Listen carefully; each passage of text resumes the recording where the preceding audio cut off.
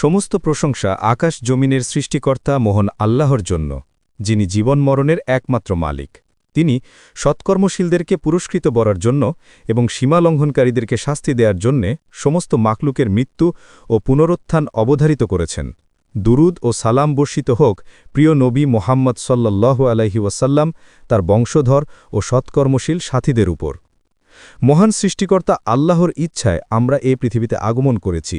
তার ইচ্ছাতেই আমরা আবার এ সুন্দর পৃথিবী ছেড়ে চলে যাব। একদল আসছে, অন্য দল বিদায় নিচ্ছে।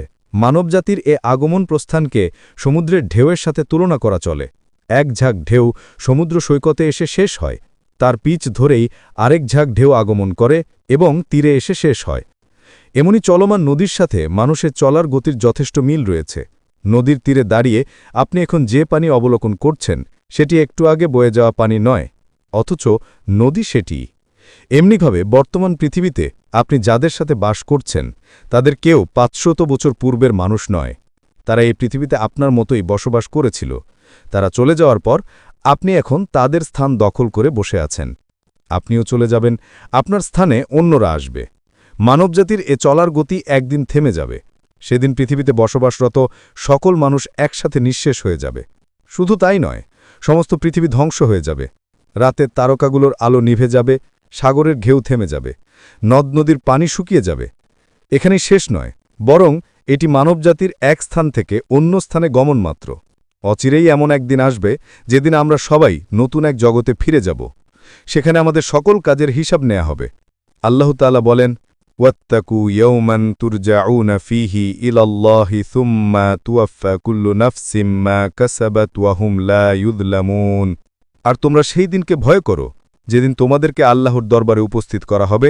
তখন যে যা অর্জন করেছে তা সম্পূর্ণরূপে প্রদত্ত হবে এবং তাদের প্রতি বিন্দুমাত্র জুলুম করা হবে না। সূরা বাকারার ২৮১ নম্বর আয়াত। এই দিনকে কুরআনের ভাষায় বিভিন্ন নামে উল্লেখ করা হয়েছে। কোথাও আখিরত দিবস, কোথাও বিচার দিবস, কোথাও মহান দিবস, কোথাও কিয়ামত দিবস, মহাপ্রলয় ইত্যাদি। কুরআন মাজিদের এমন পৃষ্ঠা খুব কমই পাওয়া যাবে যেখানে পরকালের অর্থাৎ কিয়ামত দিবসের কথা আলোচিত হয়নি। কারণ কিয়ামত দিবস এবং পরকালের প্রতি বিশ্বাস ঈমানের অন্যতম গুরুত্বপূর্ণ রুকুন।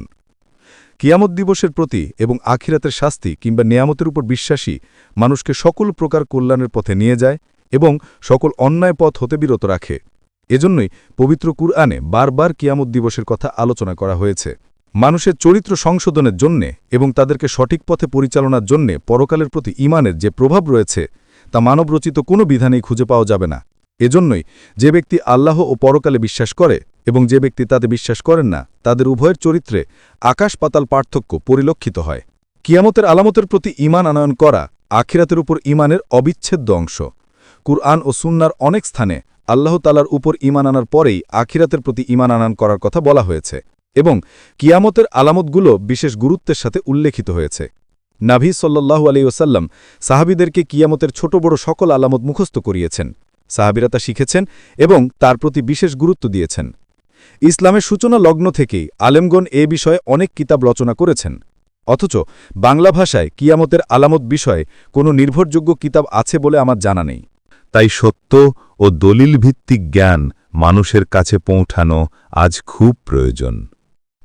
আশা হিদায়েত মিডিয়া সেই উদ্দেশ্যেই আপনাদের সামনে তুলে ধরছে কিয়ামতের বাস্তব আলামত, নসিহত এবং পরকালের কঠিন সতর্কতা। হে আল্লাহ, এই ছোট্ট প্রচেষ্টাকে তুমি কবুল করো। এই চ্যানেলের সকল দর্শককে হিদায়েত দাও। যারা পরিশ্রম করে এই নসিহত মানুষের মাঝে ছড়িয়ে দিচ্ছে, তাদের সবাইকে উত্তম প্রতিদান দান করো। আমিন। প্রিয় শ্রোতা, এখন আমরা জানব কিয়ামতের আলামত সম্পর্কে জানার উপকারিতা।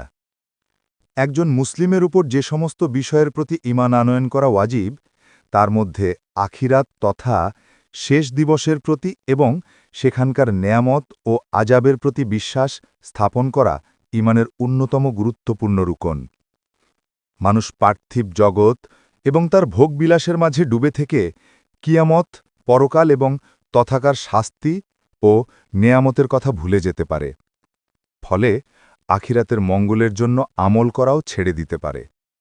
এজন্য মহান আল্লাহ কিয়ামতের পূর্বে এমন কতগুলো আলামত নির্ধারণ করেছেন যা আখিরাতের কথা স্মরণ করিয়ে দেয় এবং কিয়ামত সংঘটিত হওয়ার অকাট্য প্রমাণ বহন করে এবং সকল প্রকার সন্দেহ দূর করে দেয়। প্রিয় নবী সাল্লাল্লাহু আলাইহি ওয়াসাল্লাম কিয়ামতের পূর্বাভাস স্বরূপ যে সমস্ত আলামতের কথা বলেছেন, একজন মুমিন ব্যক্তি যখন ওই সমস্ত আলামত সমূহের কোনো একটি আলামত দেখতে পাবে, তখন তার ঈমান বৃদ্ধি পাবে, নিশ্চিতভাবে কিয়ামতের আগমনে বিশ্বাস স্থাপন করবে, ঈমান শক্তিশালী হবে, মন থেকে সমস্ত সন্দেহ দূর হবে, কিয়ামতের জন্যে প্রস্তুতি নিবে এবং সময় শেষ হওয়ার আগেই সৎকাজে আত্মনিয়োগ করবে। নবী সাল্লাল্লাহু আলাইহি ওয়াসাল্লাম কিয়ামতের যে সমস্ত আলামতের বর্ণনা দিয়েছেন, তার অনেক আলামত হুবহু প্রকাশিত হয়েছে। এ সমস্ত আলামত দেখে মুমিনদের ঈমান প্রতিদিনই বৃদ্ধি পাচ্ছে এবং নবুয়তের প্রমাণগুলো দেখে ইসলামের প্রতি তাদের আনুগত্য দিন দিন বৃদ্ধি পাচ্ছে। কেন তা হবে না? আজ থেকে প্রায় ১৫০০ পূর্বে নবী সাল্লাল্লাহু আলাইহি ওয়াসাল্লাম যে সমস্ত গায়েবী বিষয়ের সংবাদ দিয়েছেন, তা আজ হুবহু বাস্তবায়িত হতে দেখছে। আফসোস ওই ব্যক্তির জন্য, দিবালোকের মতো সুস্পষ্ট নিদর্শনগুলো দেখেও যে কিয়ামত দিবসকে মিথ্যা প্রতিপন্ন করল অথবা তার ব্যাপারে সন্দেহ পোষণ করল। কিয়ামত একটি বিরাট গায়েবী ঘটনা, তা অস্বীকারী কিংবা তাতে সন্দেহ পোষণকারীর সন্দেহ দূর করার জন্য এসব আলামত বর্ণনা করা খুবই গুরুত্বপূর্ণ। আলামতগুলো দেখে কিয়ামতে বিশ্বাস করা তার জন্যে সহজ হয়ে যাবে। সন্দেহকারী যখন তার চোখের সামনে আলামতগুলো দেখতে পাবে, তখন তার কাছে বিষয়টি পরিষ্কার হয়ে যাবে যে যিনি কিয়ামত হবে বলে সংবাদ দিয়েছেন, তিনিই তো কিয়ামতের আলামত আসার কথা বলেছেন। কোরআন ও হাদিসের বর্ণনা মোতাবেক আলামতগুলো যখন এসে যাবে, তখন এই বিষয়ের সংবাদদাতাকে মিথ্যুক বলার কোনো সুযোগ অবশিষ্ট থাকবে না। কারণ সংবাদের বিষয়বস্তু বাস্তবে পরিণত হয়েছে। সংবাদদাতার অধিকাংশ সংবাদ সত্যে পরিণত হওয়ার অর্থ এই যে তার বাকি সংবাদগুলোও সত্য হবে। নবী সাল্লাল্লাহু আলাইহি ওয়াসাল্লাম কিয়ামতের পূর্বে যে সমস্ত আলামত আসবে বলে ঘোষণা করেছেন, বড় আলামতগুলো ব্যতীত অধিকাংশই বাস্তবায়িত হয়েছে। যেগুলো এখনও বাস্তবায়িত হয়নি, অদূর ভবিষ্যতে তা অবশ্যই বাস্তবে পরিণত হবে এবং সকল আলামত প্রকাশ হওয়ার পর নির্ধারিত সময়ে মহাপ্রলয়ে তথা রোজ কিয়ামত প্রতিষ্ঠিত হবে। হাদিসের বর্ণনা মোতাবেক ভবিষ্যৎবাণীগুলো সত্যে পরিণত হলে ঈমান দৃঢ়, মজবুত ও শক্তিশালী হবে। এই তো মুসলমানেরা প্রতি যুগেই বিভিন্ন ঘটনা হুবহু বাস্তবায়িত হতে দেখে আসছে। কোরআন ভবিষ্যৎবাণী করেছিল যে অচেরেই রোমানরা পারস্যবাসীদের উপর বিজয় লাভ করবে, অতঃপর পুনরায় তারা পরাজিত হবে। সাহাবিগণ পারস্যবাসীদের উপর রোমানদের বিজয় প্রত্যক্ষ করেছেন। রাসূল সাল্লাল্লাহু আলাইহি ওয়াসাল্লামের ওয়াফাতের পর মুসলমানগণ রোম ও পারস্য জয় করেছেন, সকল দিনের উপর ইসলামের বিজয় অবলোকন করেছেন।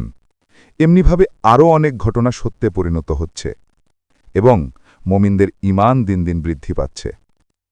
তাছাড়া আগামীতে যে সমস্ত ফিতনার আগমন ঘটবে, তাতে একজন মুসলমান কিভাবে চলবে, কিভাবে তা থেকে পরিত্রাণ পাবে, অনাগত পরিস্থিতিতে শরীয়তের বিধান কি হবে, তা জানার জন্যে এবং সে অনুযায়ী আমল করার জন্যে কিয়ামতের আলামতগুলো সম্পর্কে প্রতিটি মুসলিমের জ্ঞান থাকা জরুরি। কিয়ামতের অন্যতম বড় আলামত হচ্ছে দাজ্জালের আগমন। সে পৃথিবীতে ৪০ দিন অবস্থান করবে। প্রথম দিনটি হবে ১ বছরের মতন লম্বা, দ্বিতীয় দিনটি হবে ১ মাসের মতন, তৃতীয় দিনটি হবে ১ সপ্তাহের মতন, আর বাকি দিনগুলো দুনিয়ার স্বাভাবিক দিনের মতোই হবে। সাহাবিগণ নবী সাল্লাল্লাহু আলাইহি ওয়াসাল্লামকে জিজ্ঞাসা করলেন, যে দিনটি ১ বছরের মতো দীর্ঘ হবে, সেদিন কি একদিনের নামাজই যথেষ্ট হবে? উত্তরে তিনি বললেন, না, বরং তোমরা অনুমান করে সময় নির্ধারণ করে নামাজ পড়বে। এমনিভাবে নবী সাল্লাল্লাহু আলাইহি ওয়াসাল্লাম বলেছেন, আখিরি জামানায় কিয়ামতের পূর্বে মুসলিমরা পরস্পরে যুদ্ধে লিপ্ত হবে। তিনি এ সমস্ত যুদ্ধের শরিক হতে নিষেধ করেছেন এবং ফিতনার থেকে দূরে থাকতে বলেছেন। মোট কথা, ইসলামের অন্যান্য বিষয়ের ন্যায় কিয়ামতের আলামতগুলো সম্পর্কেও স্বচ্ছ ধারণা রাখা প্রতিটি মুসলিমের ঈমানি দায়িত্ব। এই ভিডিওটি প্রথম থেকে শেষ পর্যন্ত দেখলে তা সহজেই অনুধাবন করা সম্ভব হবে। কিয়ামত কখন হবে? কিয়ামত কখন হবে তা আল্লাহ ছাড়া কেউ জানে না। এ বিষয়টি ইলমুল গায়েব তথা অদৃশ্য বিষয়ের অন্তর্গত। এ ব্যাপারে কোরআন ও হাদিসে অসংখ্য দলিল রয়েছে। নবী সাল্লাল্লাহু আলাইহি ওয়াসাল্লাম কিয়ামত ও তার ভয়াবহতা সম্পর্কে বেশি বেশি আলোচনা করতেন। তাই লোকেরা তাকে কিয়ামতের সময় সম্পর্কে প্রশ্ন করত। তিনি তাদেরকে সংবাদ দিতেন যে কিয়ামতের বিষয়টি একটি গায়েবী বিষয়। আল্লাহ তাআলা কিয়ামতের নির্দিষ্ট সময় সম্পর্কে অবগত নন। আল্লাহ তাআলা বলেন, ইয়াসআলুনাকা আনিশ শাআতি আইয়ানা মুরসাহা কুল ইন্নামা ইলমুহা ইনদা রাব্বি লা ইউজাল্লিহা ইল্লা লিওয়াক্তিহা ফাকুলাত ফিস সামাওয়াতি ওয়াল আরদি লা ইয়াসআলুনাকা কাআন্নাকা হাফিউন আনহা কুল ইন্নামা ইলমুহা ইনদাল্লাহি ওয়ালাকিন্না আকসারান নাসি লা ইয়ালামুন। অর্থাৎ তারা আপনাকে জিজ্ঞাসা করছে যে কিয়ামত কখন প্রতিষ্ঠিত হবে। আপনি বলে দিন যে এ বিষয়ে আমার প্রতিপালকই জ্ঞানের অধিকারী, শুধু তিনিই কিয়ামতকে নির্দিষ্ট সময়ে প্রকাশ করবেন। আকাশ রাজ্যে এবং পৃথিবীতে তা হবে একটি ভয়াবহ ঘটনা। তোমাদের উপর তা হঠাৎ করেই চলে আসবে। এমনভাবে ওরা আপনাকে প্রশ্ন করছে যেন আপনি এ বিষয়ে সবিশেষ অবগত। অর্থাৎ তারা এটা মনে করে আপনাকে প্রশ্ন করছে যে আপনি কিয়ামতের সময় সম্পর্কে পূর্ণ অবগত, অথচ এ বিষয়ে আপনার কোনো জ্ঞান নেই। আপনি বলে দিন যে এ সম্পর্কে জ্ঞান একমাত্র আল্লাহর কাছেই রয়েছে, কিন্তু অধিকাংশ লোকই এ সম্পর্কে কোনো জ্ঞান রাখে না। আল্লাহ তাআলা আরও বলেন, ইয়াসআলুনাকা আন-নাসু আনিস সাআতি কুল ইন্নামা ইলমুহা ইনদাল্লাহি ওয়া মা ইউদরিকা লাআল্লাস সাআতা তাকুনু করিবা। অর্থাৎ লোকেরা আপনাকে কিয়ামত সম্পর্কে জিজ্ঞেস করছে, আপনি বলুন যে এর জ্ঞান শুধু আল্লাহর কাছেই রয়েছে। আপনি এটা কি করে জানবেন যে সম্ভবত কিয়ামত শীঘ্রই হয়ে যেতে পারে? আল্লাহ তাআলা আরও বলেন, ইন্নাল্লাহা ইনদাহু ইলমুস সাআতি। কিয়ামতের জ্ঞান শুধু আল্লাহর নিকটই রয়েছে। উপযুক্ত আয়াত এবং অন্যান্য আয়াতে আল্লাহ তারা নবী মুহাম্মদ সাল্লাল্লাহু আলাইহি ওয়াসাল্লামকে আদেশ দিচ্ছেন তিনি যেন কিয়ামত সম্পর্কে প্রশ্নকারীদেরকে বলে দেন, কিয়ামতের জ্ঞান শুধু আল্লাহর কাছেই আছে। তিনিই তার সঠিক সময় সম্পর্কে অবগত আছেন। আসমান জমিনের কারও কাছে কিয়ামতের কোনো জ্ঞান নেই। নবী সাল্লাল্লাহু আলাইহি ওয়াসাল্লামকে জিব্রাইল আলাইহিসসালাম যখন প্রশ্ন করলেন কিয়ামত কখন হবে, তিনি উত্তর দিলেন, মাল মাসউলু আনহা বিআলামা মিনাস সাইলি। অর্থাৎ এ ব্যাপারে যাকে প্রশ্ন করা হয়েছে সে প্রশ্নকারী অপেক্ষা অধিক অবগত নন। সুতরাং নবী সাল্লাল্লাহু আলাইহি ওয়াসাল্লাম কিয়ামতের সময় সম্পর্কে জানতেন না। জিব্রাইলও নয়, এমনকি যে ফেরেশতা সিংহা মুখে নিয়ে আল্লাহর আদেশের অপেক্ষায় আছেন তিনিও কিয়ামতের সময় সম্পর্কে সম্পূর্ণ অজ্ঞ। প্রিয় শ্রোতা, এতক্ষণ আমরা শুনলাম কিয়ামতের আলামত সম্পর্কে জানার উপকারিতা। এখন আমরা জানব কিয়ামতের নির্দিষ্ট সময় গোপন রাখার রহস্য এবং কিয়ামতের সকল আলামতে কি অকল্যাণকর। আল্লাহ তাআলা কিয়ামতের সঠিক সময় কাউকে জানাননি। কেন? যেন মানুষ সর্বদা সতর্ক থাকে, গাফিলতিতে না পড়ে, পরকালের জন্য প্রস্তুতি গ্রহণ করে এবং প্রতিটি মুহূর্তে সৎ কাজে লিপ্ত থাকে। একবার এক ব্যক্তি নবী করিম সাল্লাল্লাহু আলাইহি ওয়াসাল্লামকে জিজ্ঞেস করল, হে আল্লাহর রাসূল, কিয়ামত কখন হবে? রসূলুল্লাহ সাল্লাল্লাহু আলাইহি ওয়াসাল্লাম উত্তরে বললেন, কিয়ামতের জন্য তুমি কি প্রস্তুতি নিয়েছ? লোকটি বলল, আমি তেমন কিছুই প্রস্তুত করতে পারিনি, তবে আল্লাহকে ভালোবাসি এবং আল্লাহর রাসূলকে ভালোবাসি। তখন নবী সাল্লাল্লাহু আলাইহি ওয়াসাল্লাম বললেন, তুমি যাকে ভালোবাসো কিয়ামতের দিন তুমি তার সাথেই থাকবে। হাদিসটি বর্ণনা করতে গিয়ে আনাস রাদিয়াল্লাহু বলেন, এ কথা শুনে আমরা আর কখনো এত বেশি খুশি হইনি। তিনি আরও বলেন, আমি নবীকে ভালোবাসি, আবু বকরকে ভালোবাসি, ওমরকে ভালোবাসি। আশা করি তাদের ভালোবাসার কারণে আমি তাদের সাথেই থাকব, যদিও তাদের মতো আমল করতে পারি না। বুখারী, কিতাবুল মানাকিব। মূল শিক্ষা। হাদিস থেকে আমরা বুঝতে পারি কিয়ামত কখন হবে তা নিয়ে হিসাব নিকাশ বা গবেষণা করা অর্থহীন, বরং প্রকৃত কাজ হল নিজেকে প্রস্তুত করা, আল্লাহ ও তার রাসূলকে ভালোবাসা এবং সর্বদা আনুগত্য ও সৎকর্মের পথে অটল থাকা। কিয়ামতের সকল আলামতে কি অকল্যাণকর?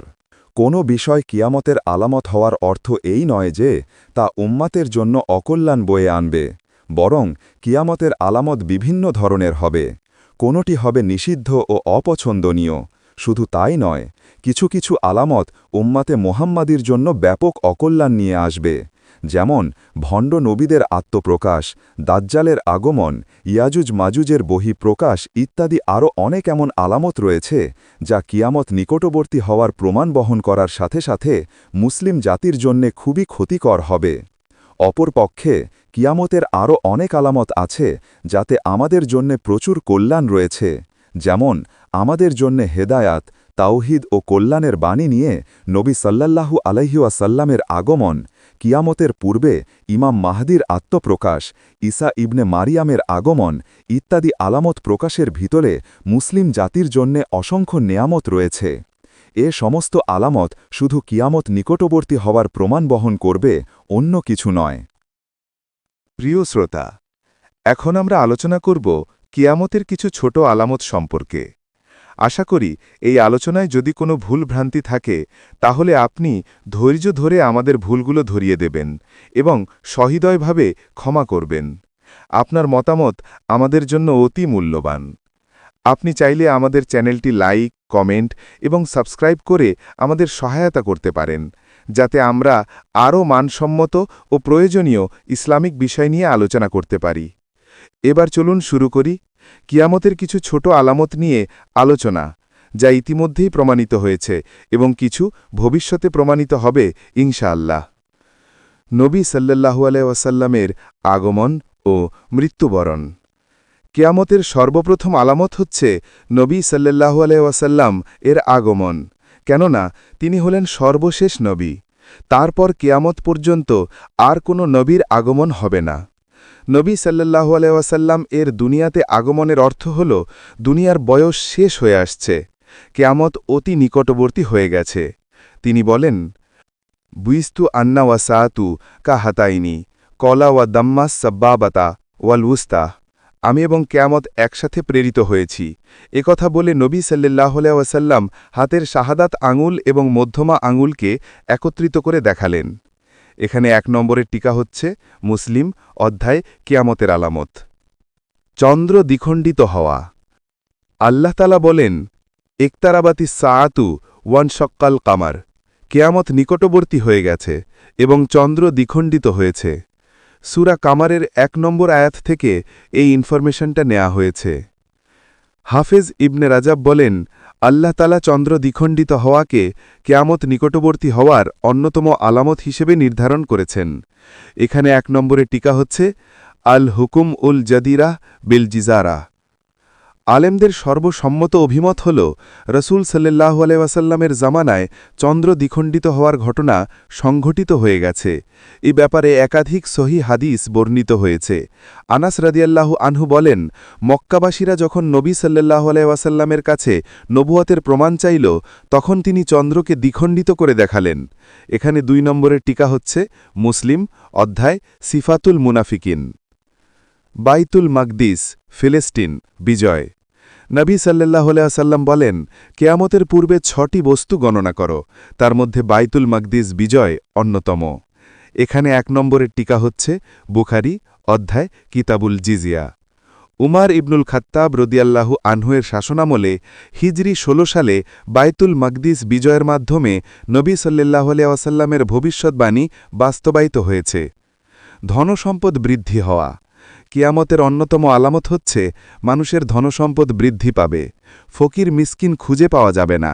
সাদকাহ ও জাকাতের টাকা নিয়ে খুঁজাখুঁজি করেও নেয়ার মতো কোনো লোক পাওয়া যাবে না। নবী সাল্লাল্লাহু আলাইহি ওয়াসাল্লাম বলেন, লা তাকুমুস সাআতু হাত্তা ইয়াকসুরা ফিকুমুল মালু ফা ইয়াফিদা হাত্তা ইয়াহিম্মা রাব্বুল মালি মাইয়াকবালু সাদাকাতাহু হাত্তা ইয়ারিদুহু ফাইয়াকুলুল্লাজি ইয়ারিদুহু আলাইহি লা আরাবা লি ফিহি।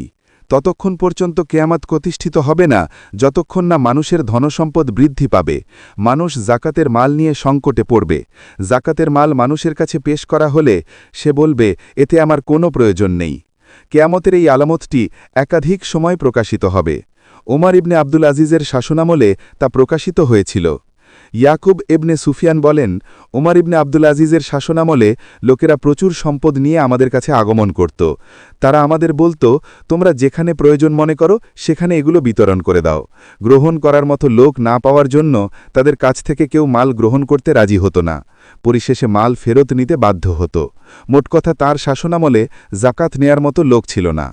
এখানে ১ নম্বরের টিকা হচ্ছে ফাথুল বারি ১৩:৮৩। কেয়ামতের এই আলামতটি ইমাম মাহাদির আমলে পুনরায় প্রকাশিত হবে।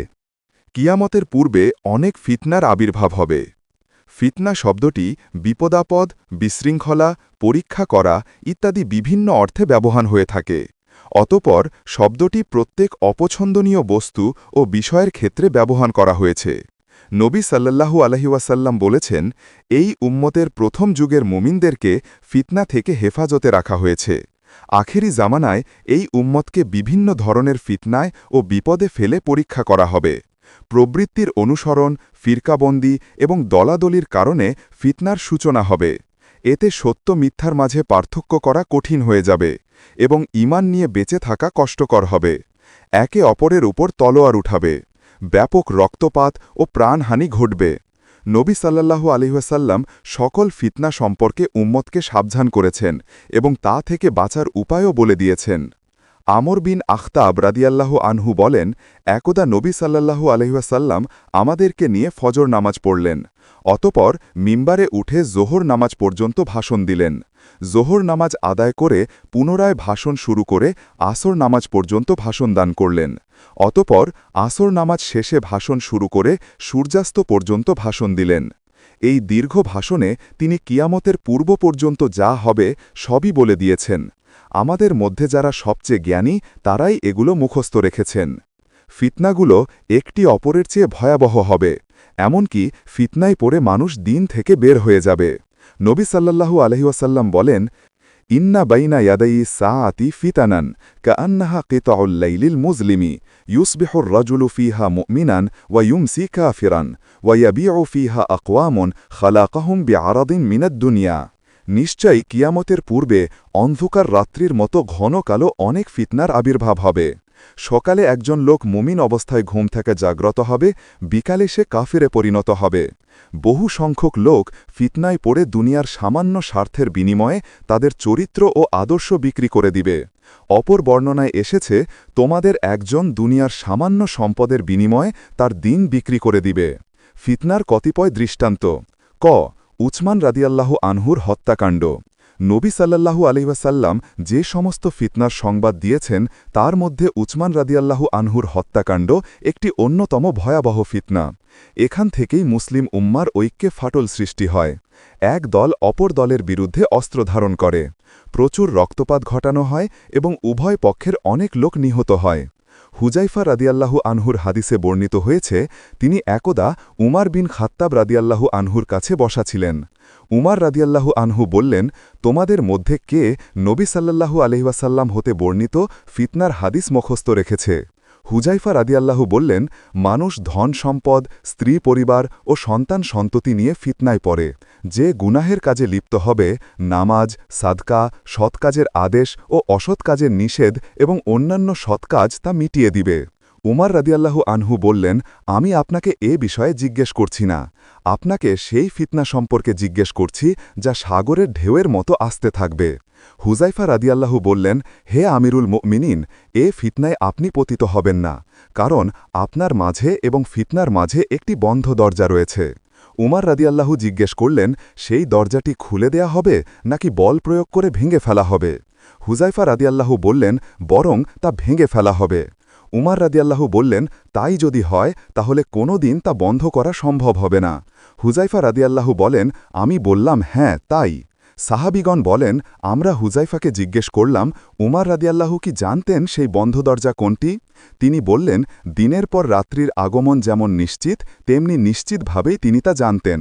হাদিসের শেষাংশে এসেছে, সেই বন্ধ দরজাটি ছিলেন উমার রাদিয়াল্লাহু স্বয়ং নিজেই। উপরের হাদিসের সারমর্ম এই যে উমার রাদিয়াল্লাহুর শাহাদতের পরই ফিতনা শুরু হবে, কিয়ামতের পূর্বে তা আর কখনও বন্ধ হবে না। ফিতনার কবলে পড়ে উসমান রাদিয়াল্লাহুর নির্মমভাবে নিহত হয়েছেন। এই হত্যাকাণ্ডকে কেন্দ্র করেই আলী এবং মুয়াবিয়ার মাঝে অনেক সংঘর্ষ হয়েছে এবং অসংখ্য প্রাণহানি ঘটেছে।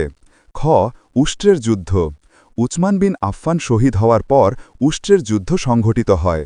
উসমান বিন আফফানের হত্যাকে কেন্দ্র করেই ভুল বুঝাবুঝি এই যুদ্ধের মূল কারণ। এই যুদ্ধের এক পক্ষে ছিলেন আলী এবং অপর পক্ষে ছিলেন আয়েশা, তালহা এবং জুবায়ের রাদিয়াল্লাহু আনহু। যুদ্ধের বিস্তারিত বিবরণ দেয়া এই ভিডিওর উদ্দেশ্য নয়। এখানে যে কথাটি আমি বলতে চাই তা হল কোনো পক্ষেরই যুদ্ধ করার উদ্দেশ্য ছিল না। ইমাম ইবনে তাইমিয়া রাদিয়াল্লাহু আনহু বলেন, আয়েশা রাদিয়াল্লাহু আনহা যুদ্ধের জন্য বের হননি। তিনি উভয় পক্ষের মধ্যে মীমাংসার জন্য বের হয়েছিলেন। তিনি ভেবেছিলেন তার বের হওয়ার মধ্যেই মুসলিম উম্মার জন্য কল্যাণ রয়েছে। অতপর তিনি বুঝতে সক্ষম হলেন যে বের না হওয়াটাই তার জন্য ভালো ছিল। তাই তিনি যখনই বের হওয়ার কথা স্মরণ করতেন তখন কেঁদে ওড়না ভিজিয়ে ফেলতেন। এমনিভাবেই যারাই আলী এবং মুয়াবিয়ার মধ্যে সংঘটিত যুদ্ধে অংশগ্রহণ করেছিলেন তাদের সবাই পরবর্তীতে অনুতপ্ত হয়েছেন। আয়েশা রাদিয়াল্লাহু আনহার বের হওয়া সম্পর্কে নবী সাল্লাল্লাহু আলাইহি ওয়াসাল্লাম ভবিষ্যদ্বাণী করে গিয়েছিলেন। বিস্তারিত বিবরণ এই যে আয়েশা রাদিয়াল্লাহু আনহা বানি আমেরের বাড়িঘরের পাশ দিয়ে অতিক্রম করছিলেন। তখন তাকে দেখে কতগুলো কুকুর ঘেউ ঘেউ করা শুরু করল। তিনি বললেন, এই জলাশয়টির নাম কি? লোকেরা বলল, এটির নাম হাও আব। এ কথা শুনে আয়েশা বললেন, আমার ফেরত যেতে ইচ্ছে করছে। জুবায়ের রাদিয়াল্লাহু তাকে বললেন, অগ্রসর হন, যাতে মানুষেরা আপনাকে দেখতে পায় এবং হতে পারে আল্লাহ তাআলা আপনার মাধ্যমে তাদের মাঝে মীমাংসা করে দিবেন। তিনি পুনরায় বললেন, মনে হচ্ছে আমার ফেরত যাওয়া উচিত, কেননা আমি রাসূল সাল্লাল্লাহু আলাইহি ওয়াসাল্লামকে বলতে শুনেছি তিনি আমাদেরকে নবী পত্নীদেরকে লক্ষ্য করে বলেছেন, কেমন হবে তখনকার অবস্থা যখন তোমাদের কাউকে দেখে হাও আবের কুকুরগুলো ঘেউ ঘেউ করবে। হাদিসের সরল ব্যাখ্যা এই যে নবী সাল্লাল্লাহু আলাইহি ওয়াসাল্লাম আয়েশাকে উদ্দেশ্য করে বলেছেন, হে আয়েশা, সেদিন তোমার অবস্থা কেমন হবে যেদিন তোমাকে দেখে হাও আব নামক জলাশয়ের নিকটস্থ কুকুরগুলো ঘেউ ঘেউ করতে থাকবে। আয়েশা রাদিয়াল্লাহু আনহা নবী সাল্লাল্লাহু আলাইহি ওয়াসাল্লামের বাণীটি মুখস্থ রেখেছিলেন। তিনি যখন ইরাকের বসরা শহরের নিকটবর্তী স্থানে পৌঁছালেন তখন কুকুরের ঘেউ ঘেউ শব্দ শুনে নবী সাল্লাল্লাহু আলাইহি ওয়াসাল্লামের ভবিষ্যদ্বাণীটি স্মরণ করে জিজ্ঞেস করলেন, এটি কোন জলাশয়? লোকেরা বলল, এটি হাও আবের জলাশয়।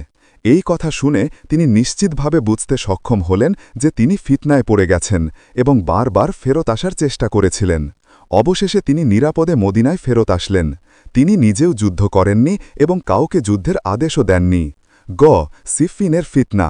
নবী সাল্লাল্লাহু আলাইহি ওয়াসাল্লাম বলেন, লা তাকুমুস সাআতু হাত্তা তাকতাতিলা ফিআতানি আযীমাতান ইয়াকুনু বাইনাহুমা মাকতালাতুন আযীমা দাওয়াতুহুমা ওয়াহিদা। আমার উম্মতের দুটি বিশাল দল পরস্পরের বিরুদ্ধে যুদ্ধে লিপ্ত না হওয়া পর্যন্ত কিয়ামত প্রতিষ্ঠিত হবে না। তাদের মাঝে ভয়াবহ যুদ্ধ হবে, কিন্তু উভয়ের দাবি হবে একটাই।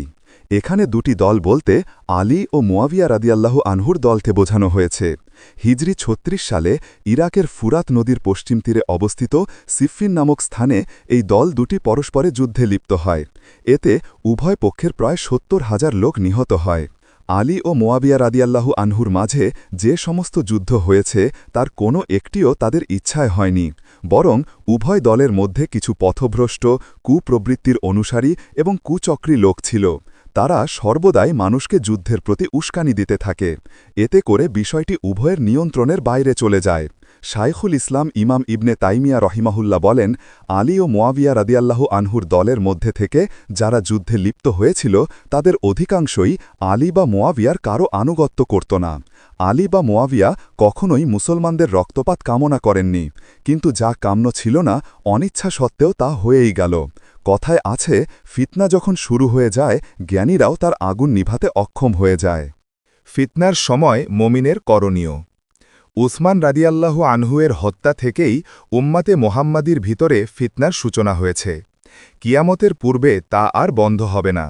আমাদের প্রিয় নবী সাল্লাল্লাহু আলাইহি ওয়াসাল্লাম ফিতনার সময় মোমিনদের করণীয় সম্পর্কে সুস্পষ্ট বর্ণনা দিয়ে গেছেন। ফিতনার সময় যেহেতু যুদ্ধরত ও বিবাদমান দলগুলোর কোনটির দাবি সত্য তা নির্ণয় করা কঠিন হয়ে যায়, তাই তিনি এহেন জটিল পরিস্থিতিতে কোনো দলের পক্ষে যোগ দিয়ে যুদ্ধে নামতে নিষেধ করেছেন। সে সময় যার ছাগলের পাল থাকবে তাকে ছাগলের পাল নিয়ে পাহাড়ের চূড়ায় চলে যেতে বলেছেন, কিংবা ইসলামী রাষ্ট্রের সীমান্তে প্রহরায় নিযুক্ত থাকতে বলেছেন। মুসলমানদের যুদ্ধরত দলগুলো সেখানে পৌঁছে গেলে আত্মরক্ষার উদ্দেশ্যেও যুদ্ধে শরিক হতে নিষেধ করেছেন, কারণ এটাই হবে তার ঈমানের জন্যে নিরাপদ। নবী সাল্লাল্লাহু আলাইহি ওয়াসাল্লাম বলেন, ইন্নাহা সাতাকুনু ফিতানুন আলা সুম্মা তাকুনু ফিতনাতুন আল কাঈদু ফিহা খৈরুম মিনাল মাশি ফিহা ওয়াল মাশি ফিহা খৈরুম মিনাস সাঈ ইলাইহা। আলা ফাইদা নাজালাত আও ওয়াকাআত ফামান কানা লাহু ইবিলুন ফালিয়ালহাক বিইবিলিহি ওয়ামান কানাত লাহু গনামুন ফালিয়ালহাক বিগনামিহি ওয়ামান কানাত লাহু আরদুন ফালিয়ালহাক বিআরদিহি। قال فقال رجل يا رسول الله أرأيت من لم يكن له إبل ولا غنم ولا أرض؟ قال يعمد إلى سيفه فيدق على حده بحجر ثم لينجو إن استطاع النجاة. اللهم هل بلغت؟ اللهم هل بلغت؟ اللهم هل بلغت؟ قال فقال رجل يا رسول الله أرأيت إن أكرهت حتى ينطلق بي إلى أحد الصفين أو إحدى الفئتين فضربني رجل بسيفه أو يجيء سهما فيقتلني؟ قال يبوء بإثمه وإثمك ويكون من أصحاب النار। অচিরেই বিভিন্ন রকম ফিতনার আবির্ভাব ঘটবে। ফিতনার সময় বসে থাকা ব্যক্তি ফিতনার দিকে পায়ে হেঁটে অগ্রসরমান ব্যক্তির চেয়ে এবং পায়ে হেঁটে চলমান ব্যক্তি আরোহী ব্যক্তি অপেক্ষা অধিক নিরাপদ ও উত্তম হবে। ফিতনা শুরু হয়ে গেলে যার উট থাকবে সে যেন উটের রাখালি নিয়ে ব্যস্ত থাকে, এবং যার ছাগল থাকবে সে যেন ছাগলের রাখালি নিয়ে ব্যস্ত থাকে, আর যার চাষাবাদের জমিন আছে সে যেন চাষাবাদের কাজে ব্যস্ত থাকে। এক ব্যক্তি জিজ্ঞেস করল, হে আল্লাহর নবী, যার কোনো কিছুই নেই সে কি করবে? নবী সাল্লাল্লাহু আলাইহি ওয়াসাল্লাম বললেন, পাথর দিয়ে তার তলোয়ারকে ভোঁতা করে নিরস্ত্র হয়ে যাবে এবং ফিতনা থেকে বাঁচতে চেষ্টা করবে। অতপর তিনি বলেন, হে আল্লাহ, আমি কি আমার দায়িত্ব পৌঁছে দিয়েছি? হে আল্লাহ, আমি কি আমার দায়িত্ব পৌঁছে দিয়েছি? হে আল্লাহ, আমি কি আমার দায়িত্ব পৌঁছে দিয়েছি? অতপর অন্য এক ব্যক্তি জিজ্ঞেস করল, হে আল্লাহর রাসূল, কেউ যদি আমাকে জোর করে কোনো দলে নিয়ে যায় এবং সেখানে গিয়ে কারো তলোয়ার বা তীরের আঘাতে আমি নিহত হই, তাহলে আমার অবস্থা কি হবে? উত্তরে নবী সাল্লাল্লাহু আলাইহি ওয়াসাল্লাম বললেন, সে তার পাপ এবং তোমার পাপের বোঝা নিয়ে জাহান্নামের অধিবাসী হবে। 9 ফিতনার সময় একজন মুমিনের করণীয় হল, 1 যাবতীয় গুনাহ থেকে তওবা করা। মানব জাতির জন্য আল্লাহর নির্ধারিত ফয়সালা এই যে গুনাহ ও পাপাচার ব্যতীত বিপদ আসে না, এবং বিপদ এসে গেলে তওবা ব্যতীত তা দূর হয় না। তাই ফিতনা ও বিপদাপদের সময় যাবতীয় গুনাহ ও পাপের কাজ থেকে আল্লাহর কাছে তওবা করা আবশ্যক। 2 আল্লাহর নির্ধারিত ফয়সালার প্রতি সন্তুষ্ট থাকা। ভণ্ড ও মিথ্যুক নবীদের আগমন হবে। আমাদের নবী মোহাম্মদ সাল্লাল্লাহু আলাইহি ওয়াসাল্লাম সর্বশেষ নবী ও রাসূল। কিয়ামতের পূর্বে আর কোনো নবীর আগমন ঘটবে না। এটি ইসলামী আকিদার গুরুত্বপূর্ণ একটি দিক। কিন্তু কিয়ামতের পূর্বে অনেক মিথ্যুক মিথ্যা নবুয়তের দাবি করে মুসলমানদের ঈমান নষ্ট করার চেষ্টা করবে। তাই এ সম্পর্কে নবী সাল্লাল্লাহু আলাইহি ওয়াসাল্লাম তার উম্মাতকে যথাসময়ে সতর্ক করে দিয়েছেন। তিনি বলেন, লা তাকুনুস সাআত হাত্তা ইউবআসা দাজ্জালুনা কাযযাবুন করিবুম মিন 30 কুল্লুহুম ইয়াজউমু আন্নাহু রাসূলুল্লাহ। রাসূল সাল্লাল্লাহু আলাইহি ওয়াসাল্লাম আরও বলেন, লা তাকুনুস সাআত হাত্তা তালহাকা কাবাইলু মিন উম্মতি বিল মুশরিকিন ওয়া হাত্তা ইয়াবুদুল আওসান ওয়া ইন্নাহু সায়াকুনু ফি উম্মতি 30 কাযযাবুন কুল্লুহুম ইয়াজউমু আন্নাহু নাবিয়্যুন ওয়া আনা খাতামুন নাবিয়্যিন লা নাবিয়্যা বা'দি। নবী সাল্লাল্লাহু আলাইহি ওয়াসাল্লামের ভবিষ্যৎবাণী সত্য বলে প্রমাণিত হয়েছে। নবী সাল্লাল্লাহু আলাইহি ওয়াসাল্লামের শেষ বয়সের দিকে মুসাইলামা কাযযাব নবুয়তের দাবি করেছিল। তার অনুসারীর সংখ্যা বৃদ্ধি পেতে থাকলে ইয়ামামার যুদ্ধে আবু বকর রাদিয়াল্লাহু আনহুয়ের খেলাফতকালে সাহাবিগণ এই ফিতনার অবসান ঘটান। এমনিভাবে যুগে যুগে আরও অনেকেই নবুয়তের দাবি করেছে। তাদের মধ্যে আসওয়াদ আনাসি, সাজা নামক জনয়েক মহিলা, মুখতার আচ্ছাকাসি, হারিস আল কাযযাব অন্যতম। নিকটবর্তী অতীতে ভারতে মির্জা গোলাম আহমদ কাদিয়ানি নবুয়তের দাবি করেছিল। তার অনুসারীর সংখ্যা বৃদ্ধি পেতে থাকলে ভারতবর্ষের অনেক আলেম তার দাঁত ভাঙা জবাব দিয়েছেন এবং মুসলমানদেরকে পরিষ্কারভাবে বুঝিয়ে দিয়েছেন যে নবী সাল্লাল্লাহু আলাইহি ওয়াসাল্লাম যে সমস্ত ভণ্ড এবং মিথ্যুক নবী থেকে উম্মতকে সতর্ক করেছেন সে তাদেরই একজন। আল্লামা সানাউল্লাহ অমৃতসরী অত্যন্ত কঠোর ভাষায় তার প্রতিবাদ করেন। এতে মিথ্যুক কাদিয়ানী শায়েখ সানাউল্লাহর সাথে চ্যালেঞ্জ করলে উভয় পক্ষের মাঝে ১৩২৬ হিজরি সালে এক মুনাজারা বিতর্ক অনুষ্ঠিত হয়। তাতে এই মর্মে মুবাহালা হয় যে দুজনের মধ্যে যে মিথ্যুক সে যেন অল্প সময়ের মধ্যে এবং সত্যবাদীর জীবদ্দশাতেই কলেরা রোগে আক্রান্ত হয়ে হালাক হয়ে যায়। আল্লাহ তাআলা শায়েখ সানাউল্লাহর দোয়া কবুল করলেন। এই ঘটনার ১ বছর ১ মাস ১০ দিন পর মিথ্যুক কাদিয়ানী ডায়রিয়া রোগে আক্রান্ত হয়ে মারা যায়। এমনিভাবে কিয়ামতের পূর্ব পর্যন্ত একের পর এক মিথ্যুকের আগমন ঘটে নবী সাল্লাল্লাহু আলাইহি ওয়াসাল্লাম কর্তৃক ঘোষিত ৩০ সংখ্যা পূর্ণ হবে। ১ বুখারী অধ্যায় কিতাবুল মানাকিব। ২ আবু দাউদ তিরমিজি অধ্যায় কিতাবুল ফিতান। ইমাম আলবানী সহি বলেছেন মিশকাতুল মাসাবি হাদিস নং ৫০৬। ৩ এহসান ইলাহি জাহির আল কাদিয়ানিয়া পৃষ্ঠা নং ১৫৫ থেকে ১৫৯। হেজাজ অঞ্চল থেকে বিরাট একটি আগুন বের হবে। নবী সাল্লাল্লাহু আলাইহি ওয়াসাল্লাম থেকে সহি হাদিসে বর্ণিত হয়েছে যে কিয়ামতের পূর্বে হেজাজের অর্থাৎ আরব উপদ্বীপের জমিন থেকে বড় একটি আগুন বের হবে। এই আগুনের আলোতে সিরিয়ার বুসরা নামক স্থানের উটের গলা পর্যন্ত আলোকিত হয়ে যাবে। নবী সাল্লাল্লাহু আলাইহি ওয়াসাল্লাম বলেন, লা তাকুমুস সাআতু হাত্তা তাখরুজা নারুম মিন আরদিল হিজাজ তুদিউ আনাকাল ইবলি বিবুসরা। হেজাজের ভূমি থেকে একটি অগ্নি প্রকাশিত না হওয়া পর্যন্ত কিয়ামত কায়েম হবে না। উক্ত অগ্নির আলোতে বুসরায় অবস্থানরত উটের গলা পর্যন্ত আলোকিত হবে। নবী সাল্লাল্লাহু আলাইহি ওয়াসাল্লামের ভবিষ্যদ্বাণী সত্যে পরিণত হয়েছে। ইমাম নববী রহেমাহুল্লাহ বলেন, ৫৫৪ হিজরিতে আমাদের জামানায় উল্লেখিত ঘটনা সংঘটিত হয়েছে। এটি ছিল বিরাট একটি আগুন। পবিত্র মদ্দিনার পূর্ব দিক থেকে তা প্রকাশিত হয়েছিল। ১ মাস পর্যন্ত আগুনটি স্থায়ী ছিল। ১ বুখারী অধ্যায় কিতাবুল ফিতান। আমানতের খেয়ানত হবে। আমানত শব্দটি খেয়ানত শব্দের বিপরীত। আমানতের হেফাজত করা ইসলামের একটি গুরুত্বপূর্ণ দিক। আমানতের খেয়ানত করা মুনাফেকের লক্ষণ। আখেরি জামানায় আমানতের খেয়ানত ব্যাপকভাবে দেখা দিবে। অযোগ্য লোককে কোনো কাজের দায়িত্ব দেয়াও আমানতের খেয়ানতের অন্তর্ভুক্ত।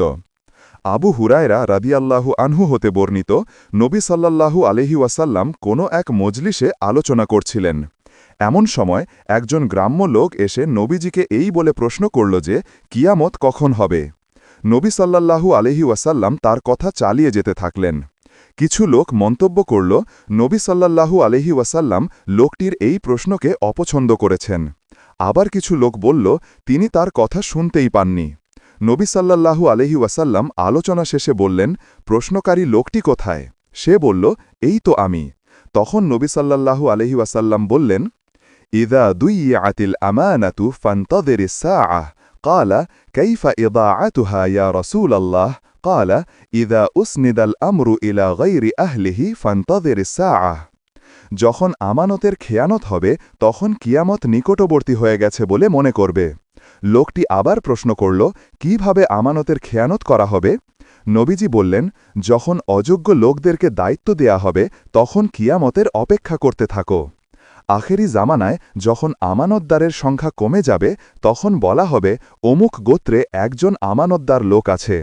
লোকেরা কথা শুনে তার প্রশংসা করবে এবং বলবে, সে কতই না বুদ্ধিমান, সে কতই না মজবুত ঈমানের অধিকারী, অথচ তার অন্তরে সরিষার দানা পরিমাণ ঈমানও নেই। ১ বুখারী অধ্যায় কিতাবুর রিকাক। ২ বুখারী অধ্যায় কিতাবুল ফিতান। দ্বীনি ইলম উঠে যাবে এবং মূর্খতা বিস্তার লাভ করবে। কিয়ামতের নিকটবর্তী সময়ে দ্বীনি ইলমের শিক্ষা ও চর্চা কমে যাবে এবং মানুষের মাঝে ব্যাপকভাবে দ্বীনি বিষয়ে মূর্খতা বিরাজ করবে। নবী সাল্লাল্লাহু আলাইহি ওয়াসাল্লাম বলেন, ইন্না মিন আশরাতিস সাআতি আইয়ুরফা আল ইলমু ওয়ায়াসবুতাল জাহলু। কিয়ামতের অন্যতম আলামত হচ্ছে ইলম উঠিয়ে নেওয়া হবে এবং মানুষের মাঝে অজ্ঞতা বিস্তার লাভ করবে। এখানে ইলম বলতে ইলমে দ্বীন তথা কুরআন সুন্নাহর জ্ঞান উদ্দেশ্য।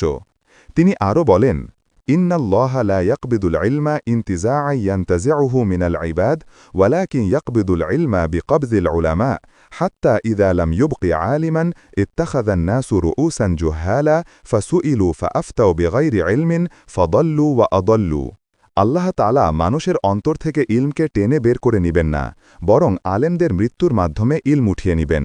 এমনকি যখন কোনো আলেম অবশিষ্ট থাকবে না, তখন লোকেরা মূর্খদেরকে নেতা হিসাবে গ্রহণ করবে। তাদেরকে কোনো মাসালা সম্পর্কে জিজ্ঞেস করা হলে বিনা ইলমেই ফতোয়া দিবে, ফলে তারা নিজেরা গোমরাহ হবে এবং মানুষদেরকেও গোমরাহ করবে। ইমাম জাহাবি রহিমাহুল্লাহ বলেন, বর্তমানে দ্বীনি ইলম কমে গেছে, অল্প সংখ্যক মানুষের মাঝেই ইলম চর্চা সীমিত হয়ে গেছে। সময় অতিবাহিত হওয়ার সাথে সাথে ইলমের আরও কমতি হবে এবং রাসূল সাল্লাল্লাহু আলাইহি ওয়াসাল্লামের বাণী সম্পূর্ণরূপে বাস্তবায়িত হবে। ইমাম জাহাবির জামানায় যদি এই অবস্থা হয়ে থাকে, তাহলে বর্তমানকালের অবস্থা কেমন হতে পারে তা আমরা সহজেই উপলব্ধি করতে পারি। বর্তমানে ইলমে দ্বীনের চর্চা কমে গেছে, কোরআন সুন্নার আলেমের সংখ্যা খুবই নগণ্য, যার ফলে শিরক বেদাআতে অধিকাংশ মুসলিম সমাজ পরিপূর্ণ হয়ে গেছে। মোট কথা, কিয়ামতের এই আলামতটি অনেক আগেই প্রকাশিত হয়েছে এবং নবী সাল্লাল্লাহু আলাইহি ওয়াসাল্লামের বাণী সত্য বলে প্রমাণিত হয়েছে। ইমাম জাহাবির জামানায় যদি এই অবস্থা হয়ে থাকে, তাহলে বর্তমানকালের অবস্থা কেমন হতে পারে তা আমরা সহজেই উপলব্ধি করতে পারি। বর্তমানে ইলমে দ্বীনের চর্চা কমে গেছে, কুরআন সুন্নার আলেমের সংখ্যা খুবই নগণ্য, যার ফলে শিরক বেদাআতে অধিকাংশ মুসলিম সমাজ পরিপূর্ণ হয়ে গেছে। মোট কথা, কিয়ামতের এই আলামতটি অনেক আগেই প্রকাশিত হয়েছে এবং নবী সাল্লাল্লাহু আলাইহি ওয়াসাল্লামের বাণী সত্য বলে প্রমাণিত হয়েছে। অন্যায়ভাবে জুলুম নির্যাতনকারীর সংখ্যা বৃদ্ধি পাবে। নবী সাল্লাল্লাহু আলাইহি ওয়াসাল্লাম বলেন, আখিরি জামানায় এই উম্মতের মধ্যে একদল লোক আসবে যাদের হাতে গরুর লেজের মতো লাঠি থাকবে। তারা আল্লাহর অসন্তুষ্টি নিয়ে সকালবেলা ঘর থেকে বের হবে এবং আল্লাহর ক্রোধ নিয়েই বিকালবেলা ঘরে ফিরবে। বর্তমানে আমরা যদি ইসলামী অঞ্চলগুলোর দিকে দৃষ্টি দেই, তবে দেখতে পাব নবী সাল্লাল্লাহু আলাইহি ওয়াসাল্লামের বাণীটি বাস্তবে রূপান্তরিত হয়েছে। অনেক ক্ষেত্রেই দেখতে পাওয়া যায় যে সরকারি কর্মকর্তা ও কর্মচারীরা অন্যায়ভাবে জনগণের ওপর জুলুম নির্যাতন করে থাকে। প্রায়ই সংবাদপত্র ও প্রচার মাধ্যমে জনগণের ওপর পুলিশের বেধড়ক লাঠিচার্জের সংবাদ পাওয়া যায়। ১. মুসনাদে আহমদ, ইমাম আলবানী সহি বলেছেন, দেখুন সহিহুল জামে, হাদিস নং ৩৫৬০। জেনা ব্যভিচার বৃদ্ধি পাবে। আল্লাহ তাআলা এবং তদীয় রাসূল সাল্লাল্লাহু আলাইহি ওয়াসাল্লাম ব্যভিচার হারাম করেছেন। ইহা হারাম হওয়া অতি সুস্পষ্ট বিষয়। এমন কোনো মুসলিম নারী পুরুষ পাওয়া যাবে না যে ব্যভিচার হারাম হওয়া সম্পর্কে অবগত নয়। আল্লাহ তাআলা বলেন, ওয়ালা তাকরাবুজ জিনা ইন্নাহু কানা ফাহিশাতাও ওয়া সাআ সাবিলা। আর তোমরা ব্যভিচারের কাছেও যেও না, নিশ্চয়ই এটা অশ্লীল কাজ এবং খুবই মন্দ পথ। সূরা বানী ইসরাইল ৩২। ব্যভিচারের ইহকালীন শাস্তি হল বিবাহিত হলে রজম করা তথা পাথর মেরে হত্যা করা, আর অবিবাহিত হলে ১০০ বেত্রাঘাত করা। সহি বুখারিতে সামুরা বিন জুন্দুব রদিয়াল্লাহু আনহু হতে বর্ণিত রাসূল সাল্লাল্লাহু আলাইহি ওয়াসাল্লামের স্বপ্নের দীর্ঘ হাদিসে কবরে ব্যভিচারীর ভয়াবহ শাস্তির বর্ণনা এসেছে। তিনি বলেন, فأتينا على مثل التنور قال فأحسب أنه كان يقول فإذا فيه لظة وأصوات قال فاطلعنا فيه فإذا فيه رجال ونساء عراة وإذا هم يأتيهم لهب من أسفل منهم فإذا أتاهم ذلك اللهب ضوضوا। আমরা একটি তন্দুর চুলার নিকট আগমন করলাম, যার উপরিভাগ ছিল সংকীর্ণ এবং ভিতরের অংশ ছিল প্রশস্ত। তার ভিতরে আমরা কান্নার আওয়াজ শুনতে পেলাম, দেখতে পেলাম তাতে রয়েছে কতগুলো উলঙ্গ নারী পুরুষ। তাদের নিচের দিক থেকে আগুন প্রজ্বলিত করা হচ্ছে। অগ্নিশিখা প্রজ্বলিত হওয়ার সাথে সাথে তারা উচ্চস্বরে চিৎকার করছে। রাসূল সাল্লাল্লাহু আলাইহি ওয়াসাল্লাম কারণ জানতে চাইলে ফেরেশতাদ্বয় বললেন, এরা হল আপনার উম্মতের ব্যভিচারী নারী পুরুষ। ১. কিয়ামতের পূর্বে উম্মতে মুহাম্মাদির মধ্যে এই পাপের কাজটি ব্যাপকভাবে ছড়িয়ে পড়বে। নবী সাল্লাল্লাহু আলাইহি ওয়াসাল্লাম বলেন, ইন্না মিন আশরাতিস সাআহ আন ইউরফাআল ইলমু ওয়া ইয়াসবুতাল জাহলু ওয়া ইউশরাবাল খামরু ওয়া ইয়াযহারাজ জিনা। নিশ্চয়ই কিয়ামতের অন্যতম আলামত হচ্ছে এলম উঁচিয়ে নেওয়া হবে এবং মানুষের মাঝে অজ্ঞতা বিস্তার লাভ করবে, মদ্যপান ছড়িয়ে পড়বে এবং মুসলমানেরা ব্যভিচারে লিপ্ত হবে। তিনি আরও বলেন, আমার উম্মতের একটি দল জেনাকে হালাল মনে করবে। ৩. আখিরি জামানায় ভালো লোকগণ চলে যাওয়ার পর শুধুমাত্র দুষ্ট লোকেরা অবশিষ্ট থাকবে। তারা প্রকাশ্য দিবালোকে মানুষের সামনে গাধার ন্যায় ব্যভিচারে লিপ্ত হবে। তাদের ওপরে কিয়ামত প্রতিষ্ঠিত হবে। 4 ইমাম কুরতুবী বলেন, এ হাদিসে নবুয়তের অন্যতম প্রমাণ রয়েছে, কারণ তার ভবিষ্যৎবাণী বাস্তবে পরিণত হয়েছে। আমাদের জামানায় প্রকাশ্যে ব্যভিচার সংগঠিত হচ্ছে। কিয়ামতের এই আলামতটি বর্তমান মুসলিম সমাজও ব্যাপকভাবে দেখা দিয়েছে, যা বিস্তারিত বলার অপেক্ষা রাখে না। বড় পরিতাপের বিষয় এই যে অনেক ইসলামী দেশে সরকারিভাবে ব্যভিচারের লাইসেন্স দেয়া হয়ে থাকে। এ সমস্ত মুসলিম দেশের শাসকরা রোজ কিয়ামতে আল্লাহর দরবারে কি জবাব দিবেন? 1 বুখারী অধ্যায় কিতাবুত তাবির, 2 বুখারী অধ্যায় কিতাবুল ইলম, 3 বুখারী অধ্যায় কিতাবুল আশরিবা, 4 মুসলিম অধ্যায় কিতাবুল ফিতান। সুদখোরের সংখ্যা বৃদ্ধি পাবে। মুসলমানদের উপর সুদ আদান প্রদান করা এবং সুদের ব্যবসা হারাম করা হয়েছে। আল্লাহ তাআলা বলেন, ইয়া আইয়ুহাল্লাযীনা আমানু লা তাআকুলুর রিবা আদআফান মুদাআফাতান। হে ঈমানদারগণ, তোমরা চক্রবৃদ্ধি হারে সুদ গ্রহণ করো না। সূরা আল ইমরান। নবী সাল্লাল্লাহু আলাইহি ওয়াসাল্লাম সুদখোরকে অভিশাপ করেছেন। 1 কিয়ামতের পূর্বে মুসলমানদের মাঝে সুদ গ্রহণ করা এবং সুদের ব্যবসা ব্যাপকভাবে বৃদ্ধি পাবে। নবী সাল্লাল্লাহু আলাইহি ওয়াসাল্লাম বলেন, আমার উম্মতের মধ্যে এমন এক সময় আসবে যখন সম্পদ কামাই করার ব্যাপারে হালাল হারামের বিবেচনা করা হবে না। তিনি আরও বলেন, ইন্না মিন আশরাতিস সাআতি আন ইয়াজহারার রিবা। নিশ্চয়ই কিয়ামতের আলামতের অন্যতম আলামত হচ্ছে সুদের প্রসার লাভ করবে। নবী সাল্লাল্লাহু আলাইহি ওয়াসাল্লামের বাণী বাস্তবে পরিণত হয়েছে। অগণিত সংখ্যক মুসলমান আল্লাহ ও রাসূলের নির্দেশ অমান্য করে সুদের ব্যবসায় লিপ্ত হয়েছে। বর্তমান বিশ্বে এমন কোনো ইসলামী দেশ পাওয়া যাবে না যেখানে সুদী ব্যাংক নেই বা সুদের ব্যবসা নেই। 1 বুখারী অধ্যায় কিতাবুল লিবাস, 2 তাবরানী। ইমাম মুনজিরি বলেন, হাদিসের বর্ণনাকারীগণ বিশ্বস্ত।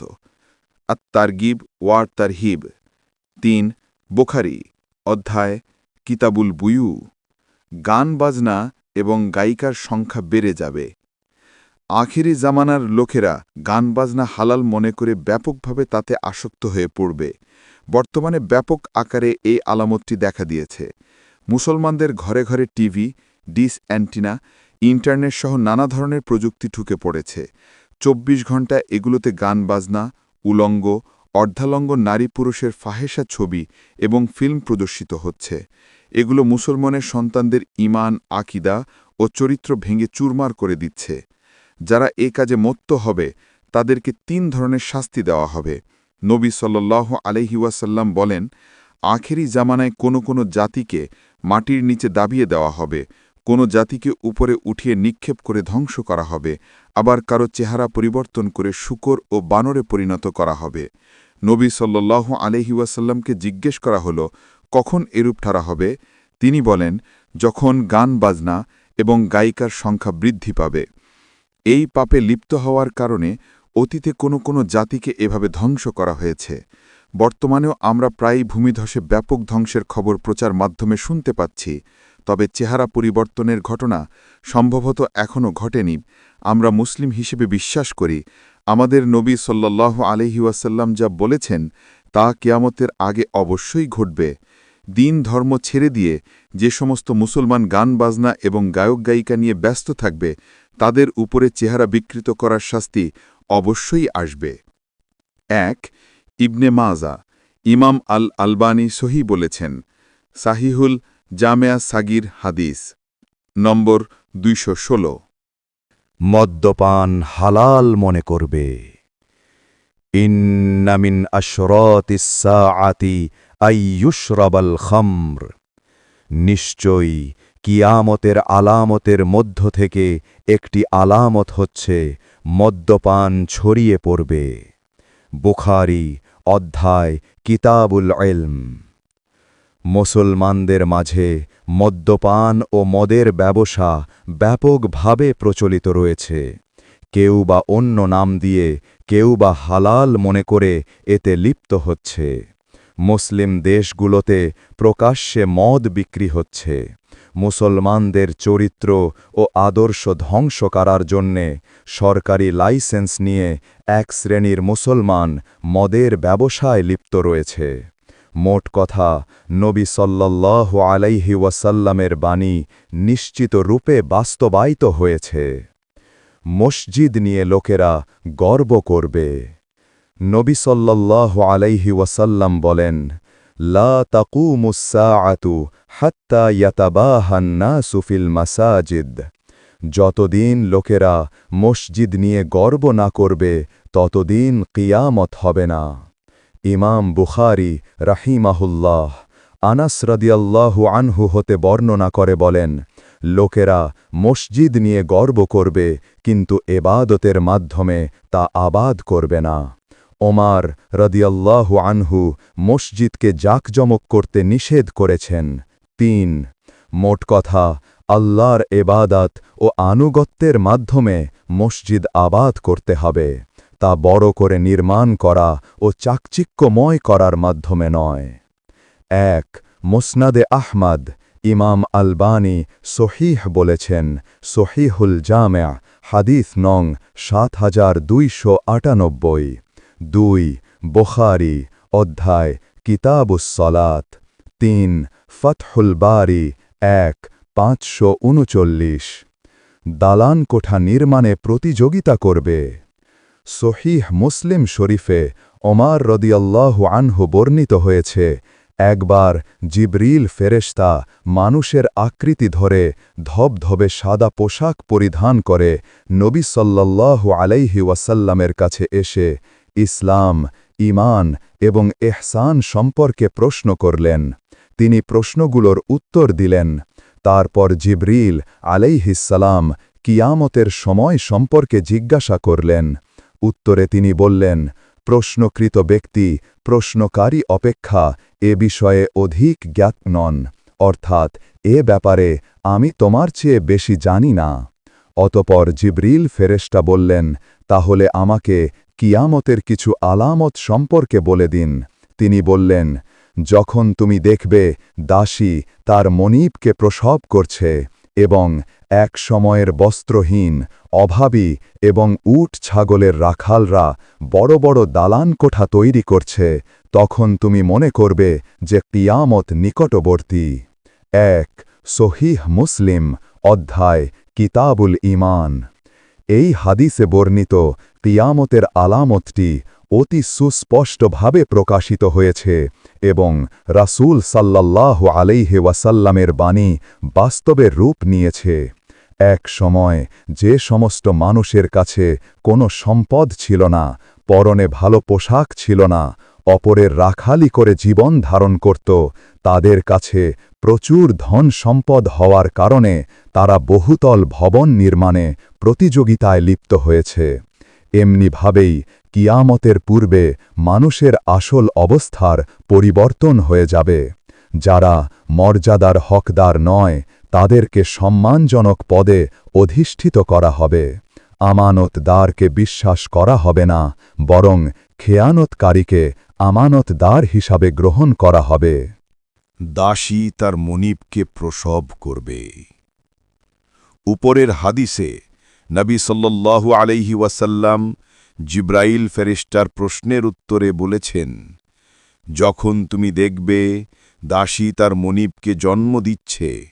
তখন কিয়ামত নিকটবর্তী বলে মনে করবে দাসী তার মনিবকে প্রসব করবে এ কথাটির ব্যাখ্যায় আলেমগণ কয়েকটি উক্তি করেছেন ১ ইসলাম অচিরেই বিস্তার লাভ করবে মুসলমানদের হাতে কাফের মোশরেকদের স্ত্রী সন্তান বন্দী হয়ে দাস দাসীতে পরিণত হবে কোনো ব্যক্তি তার ভাগে প্রাপ্ত দাসীর সাথে সহবাস করার কারণে দাসী গর্ভবতী হয়ে সন্তান প্রসব করবে উক্ত ব্যক্তি মৃত্যুবরণ করার পর দাসীর গর্ভের সন্তান দাসীর মালিক হবে মৃত্যুর পর পিতার সম্পদ ছেলের সম্পদে পরিণত হয় এমতাবস্থায় সন্তান তার মায়ের সাথে আপন দাসীর ন্যায় ব্যবহার করবে 2 আখরি জামানায় সন্তানেরা পিতামাতার অবাধ্য হবে।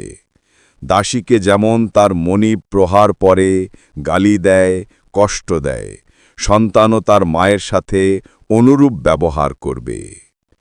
ইমাম ইবনে হাজার আসকালানি ফাথুল বারিতে এই মতটিকেই প্রাধান্য দিয়েছেন। সে হিসাবে এই আলামতটি আমাদের সমাজে ব্যাপকভাবে বিদ্যমান। এমন কোনো গ্রাম বা অঞ্চল পাওয়া যাবে না যেখানে সন্তানেরা পিতামাতার সাথে অসৎ ব্যবহার করে না। সময় দ্রুত চলে যাবে। কিয়ামতের পূর্ব মুহূর্তে সময় দ্রুত চলে যাচ্ছে বলে মনে হবে। নবী সাল্লাল্লাহু আলাইহি ওয়াসাল্লাম বলেন, সময় ছোট হয়ে যাওয়ার পূর্বে কিয়ামত প্রতিষ্ঠিত হবে না। 1 বছরকে 1 মাসের সমান মনে হবে, 1 মাসকে 1 সপ্তাহের সমান মনে হবে, 1 সপ্তাহকে 1 দিনের মতো মনে হবে এবং 1 দিনকে 1 ঘন্টার সমান মনে হবে। আলেমগণ সময় খাটো হয়ে যাওয়ার কয়েকটি অর্থ করেছেন। 1 সময় ছোট হয়ে যাওয়ার অর্থ হল সময়ের বরকত কমে যাওয়া। আল্লামা ইবনে হাজার আসকালানি রাহিমাহুল্লাহ বলেন, আমাদের সময়ে এই আলামতটি প্রকাশিত হয়েছে। সময় দ্রুত চলে যাচ্ছে, অথচ আমাদের যুগের পূর্বে এরকম মনে হতো না। 2 কেউ কেউ বলেছেন ইমাম মাহদির যুগে এটি সংগঠিত হবে, কেননা তখন মানুষের মাঝে চরম সুখ শান্তি বিরাজ করবে। কারণ সুখ শান্তি ও আনন্দের মুহূর্তে সময় দীর্ঘ হলেও খাটো মনে হয়, আর দুঃখ কষ্টের মুহূর্তে সময় অল্প হলেও তা অনেক লম্বা মনে হয়। 3 কেউ কেউ বলেছেন কিয়ামতের পূর্বে প্রকৃতভাবেই সময় খাটো হয়ে যাবে এবং তা দ্রুত চলে যাবে। সেই হিসাবে এই আলামতটি এখনও আসেনি, তবে কিয়ামতের পূর্বে তা অবশ্যই আগমন করবে এবং নবী সাল্লাল্লাহু আলাইহি ওয়াসাল্লামের বাণী বাস্তবে রূপ নিবে। 1 মুসনাদে আহমদ ও তিরমিজি। ইমাম আলবানী সহি বলেছেন, সহিহুল জামা আস-সাগীর, হাদিস নম্বর 7299। 2 ফাথুল বারি, 13 নম্বর পৃষ্ঠা। মুসলমানেরা শিরকে লিপ্ত হবে। অধিকাংশ মুসলিম দেশের মাজারগুলোর প্রতি দৃষ্টি দিলে সহজেই অনুধাবন করা যাবে যে কিয়ামতের এই আলামতটি প্রকাশিত হয়েছে। উম্মতে মোহাম্মদীর বিরাট একটি অংশ আইয়ামে জাহেলিয়াতের ন্যায় শিরকে লিপ্ত হয়েছে। কবর পাকা করে, বাঁধাই করে, কবরের ওপর গম্বুজ ও মসজিদ নির্মাণ করে তাতে বিভিন্ন প্রকার শিরকের চর্চা হচ্ছে। কাবা ঘরের তাওয়াফের ন্যায় কবরের চারপার্শ্বে তাওয়াফ হচ্ছে। বরকতের আশায় কবরের দেয়াল চুম্বন করা হচ্ছে। তাতে নজর মানত পেশ করা হচ্ছে, অলি আউলিয়ার নামে পশু জবেহ করা হচ্ছে এবং কবরের পাশে ওর্স সহ বিভিন্ন অনুষ্ঠান হচ্ছে। নবী সাল্লাল্লাহু আলাইহি ওয়াসাল্লাম বলেন, লা তাকুমুস সাআতু হাত্তা তালহাকা কাবাইলু মিন উম্মতি বিল মুশরিকিন ওয়া হাত্তা ইয়াবুদুল আওথান। আমার উম্মতের বহু সংখ্যক লোক মুশরিকদের সাথে মিলিত না হওয়া এবং মূর্তি পূজায় লিপ্ত না হওয়া পর্যন্ত কিয়ামত হবে না। প্রথম কথা, নবী সাল্লাল্লাহু আলাইহি ওয়াসাল্লামের ভবিষ্যৎবাণী বাস্তবায়িত হয়েছে। এই উম্মতের বহু সংখ্যক মানুষের অবস্থা এরূপ হয়েছে যে কোনো মাজারে দাফনকৃত অলির জন্য সিজদা পর্যন্ত করা হচ্ছে। কোনো ক্ষেত্রে জীবিত পীরের সামনেও মাথা নত করে সিজদা করা হচ্ছে, যা প্রকাশ্য শিরকের অন্তর্ভুক্ত। কোরআন ও হাদিসের শিক্ষা ভুলে গিয়ে মুসলিম জাতির অসংখ্য লোক এমনি আরও অগণিত শিরক করছে, যা বর্ণনা করে শেষ করা যাবে না।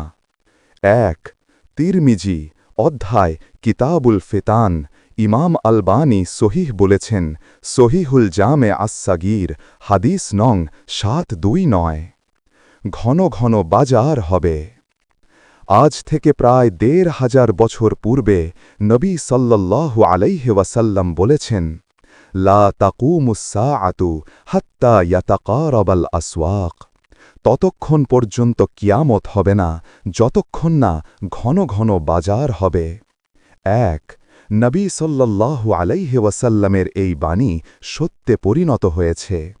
পৃথিবীর সকল স্থানে একই সময়ে ঘন ঘন বাজার হবে, নবী সাল্লাল্লাহু আলাইহি ওয়াসাল্লামের বাণী তা প্রমাণ করে না, বরং কোনো দেশে কোনো এক সময় তা হলেই নবী সাল্লাল্লাহু আলাইহি ওয়াসাল্লামের বাণী বাস্তবায়িত হয়েছে বলে মনে করতে হবে। আজকের প্রেক্ষাপটে আমরা যদি বাংলাদেশের জেলাসমূহের দিকে দৃষ্টি দেই, তাহলে দেখতে পাব যে সকল অঞ্চলেই ঘন ঘন বাজার তৈরি হয়েছে। এমন কোনো রাস্তার মোড় পাওয়া যাবে না যেখানে বাজার নেই। কেউ কেউ বলেছেন ঘন ঘন বাজার হবে, এ কথার অর্থ হল বর্তমানে আকাশ, স্থল ও জলপথে যাতায়াতের অত্যাধুনিক যানবাহন তৈরি হওয়াতে এক স্থান থেকে অন্য স্থানে যাতায়াত সহজ হয়ে গেছে। তাই বাজার দূরে দূরে হলেও অল্প সময়ে এক বাজার থেকে অন্য বাজারে যাওয়া যায় বিধায় বাজারগুলো খুব কাছাকাছি মনে হয়। উত্তরে আমরা বলব, হাদিসে বর্ণিত আসল অর্থ গ্রহণ করাই উত্তম, কারণ আমরা বিশ্বাস করি যে সমস্ত এলাকায় এখনও ঘন ঘন বাজার হয়নি সেখানেও কিয়ামত হওয়ার পূর্বে রাসূল সাল্লাল্লাহু আলাইহি ওয়াসাল্লামের বাণী সত্যে পরিণত হবে, কাজেই তাদের ব্যাখ্যা গ্রহণযোগ্য নয়। ১ মুসনাদে আহমদ মজমাউজ জালায়েদ ৭৩৩৭। প্রিয় শ্রোতাগণ, এতক্ষণ ধরে আমরা কিয়ামতের আলামত ও দাজ্জাল সম্পর্কিত আলোচনার প্রথম পর্ব শুনছিলাম।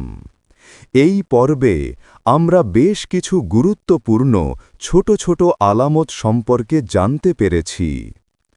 তবে সময়সীমা দীর্ঘ হয়ে যাওয়ার কারণে আজ আমরা সম্পূর্ণ ঘটনাটি শেষ করতে পারিনি।